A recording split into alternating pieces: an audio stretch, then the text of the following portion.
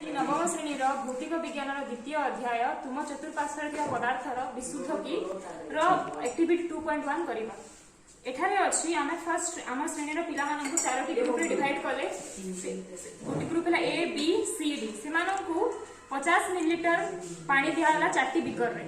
तापरे first group को दिया हला copper sulphate 1 spoon, second group को दिया हला copper sulphate 2 spoon, third group को दिया है सी आउ डी ग्रुप को दिया है कॉपर सल्फेट और KMnO4 मिसेकी दिया है।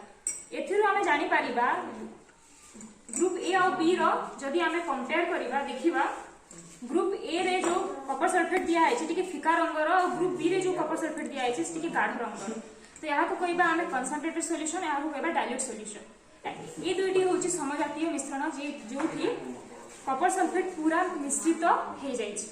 किंतु एठारे देखिबा कॉपर सल्फेट और KMnO4 बहुत अछि, दुईटा जाक अछि। तो आमे कहिबा ए दुईटी रे अछि असमजातीय मिश्रण। एही प्रकार रे चीनी पानी और लुण पानी होछि समजातीय मिश्रण, किंतु गंधक आउ लुण, तेल आउ पानी आउ लुण आउ लुहा गुंड यह सब होछि असमजातीय मिश्रण। धन्यवाद।